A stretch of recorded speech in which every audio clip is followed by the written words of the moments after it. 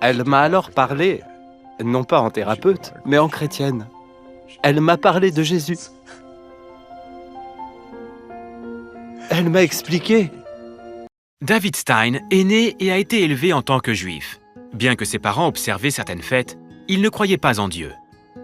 J'aimais les fêtes religieuses, j'aimais l'histoire, j'aimais la nourriture, j'aimais ma famille. Mais je ne connaissais absolument pas Dieu. À 13 ans, j'ai fait ma bar mitzvah, mais c'était tout. Je n'ai plus jamais remis les pieds dans une synagogue par la suite. À 11 ans, David trouva des images pornographiques dans la chambre de son frère aîné. Très tôt, j'ai été harponné. Je me disais que c'était cool.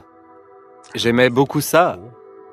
Et je n'avais jamais imaginé que la pornographie était mauvaise. Et pendant des années, j'en ai regardé. David traîna son addiction à la pornographie jusqu'à l'université et il y ajouta d'autres vices également. Plus que toute autre chose, j'aimais les soirées. Et je séchais les cours. Je tirais quelques coups d'une pipe ou d'un joint, ça me suffisait. C'était suffisant pour me faire perdre toute motivation. Plus tard, c'était devenu un moyen pour moi de fuir la réalité. Après l'université, David eut l'occasion de décrocher un emploi dans une radio sportive. Et plus tard, il se maria. Malgré le succès dans sa carrière et sa nouvelle épouse, David n'abandonna pas sa vie nocturne. J'avais comme une boussole morale qui me disait de ne pas faire ces choses. Mais la poursuite du plaisir, le péché sexuel, la drogue, l'alcool, c'était ma passion. Je n'avais pas l'impression de courir de risques. Pour moi, tout était normal. Après des années d'aventures extra-conjugales et de flirt avec d'autres femmes, l'épouse de David le quitta. Son mariage, qui avait duré 10 ans, venait de prendre fin. Ça m'a fait mal de savoir que j'avais blessé ma femme aussi profondément. Le sentiment de solitude et d'abandon, même si c'était de ma faute. Le soir où tout a été fini, je me suis retrouvé par terre, devant une armoire à moitié vide, parce qu'il ne restait que mes affaires. J'avais pris la position du fœtus. Et je me suis demandé, mais comment en suis-je arrivé là? Ce soir-là, il toucha le fond. Mais David dit qu'il sentit une puissance surnaturelle venir sur lui. J'ai eu le sentiment qu'on me remettait debout. Je me suis alors relevé, et sans que je ne m'en rende compte, je n'avais plus envie de boire de l'alcool ni de fumer, c'était fini. L'envie avait complètement disparu. Après cette expérience, David s'entoura de groupes de soutien et s'appliqua à faire des efforts pour s'améliorer. Cela ne suffisant pas, il se mit à penser à Dieu. Il avait 45 ans. Pour la première fois depuis des années, depuis 32 ans, j'entrais dans une synagogue, mais j'y ai ressenti un immense vide.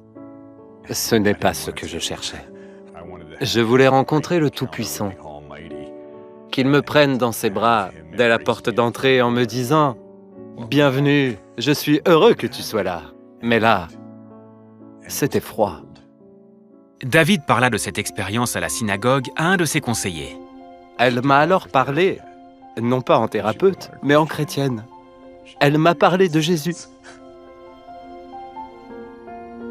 Elle m'a expliqué ce qu'il avait fait pour moi, qu'il était mort pour moi, et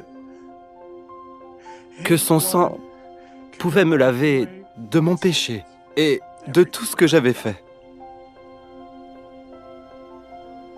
Je savais que j'avais besoin d'un sauveur. Je me suis mis à genoux et j'ai accepté Jésus comme mon sauveur et Seigneur. Ça a été le moment le plus libérateur de ma vie. J'ai senti qu'on me retirait mon fardeau. Et j'ai compris que c'était Jésus qui m'avait délivré. Jésus qui m'avait relevé. Jésus qui m'avait permis d'avoir une nouvelle vie. C'est Jésus qui m'a permis d'avoir une nouvelle vie. Ça a été aussi libérateur que si j'avais eu des chaînes aux mains et aux pieds et qu'on les avait brisées. David se mit à étudier la Bible, à fréquenter une église, à apprendre tout ce qu'il pouvait sur Jésus. Et sa vie changea radicalement. Un des premiers versets qu'il m'a fait comprendre a été Éphésiens, chapitre 4, verset 29. « Qu'il ne sorte de votre bouche aucune parole mauvaise, mais uniquement de bonnes paroles qui servent à l'édification de ceux qui les entendent. » Quelle attention de la part de Dieu pour un homme qui gagne sa vie en parlant. Dieu m'a montré que les femmes sont ses filles, sa création. Elles ne sont pas pour moi. Il m'a préparé à vivre une autre vie, une vie nouvelle, une vie transformée. Aujourd'hui, David s'est remarié. Son épouse Léana et lui ont échangé leur premier baiser devant l'autel. Et ils animent ensemble une émission de radio chrétienne. Dieu m'a donné une seconde chance afin que je puisse annoncer la vérité. Dire aux autres, j'ai agi de telle manière pendant longtemps, j'ai foiré des tas de choses. Mais voici la vérité sur Dieu. Jésus m'a secouru et il m'a racheté. Il est mon Seigneur et mon Sauveur. Il est Christ, mon Roi. Il m'a secouru. Il a racheté ma vie. Tout le monde peut avoir un cœur transformé.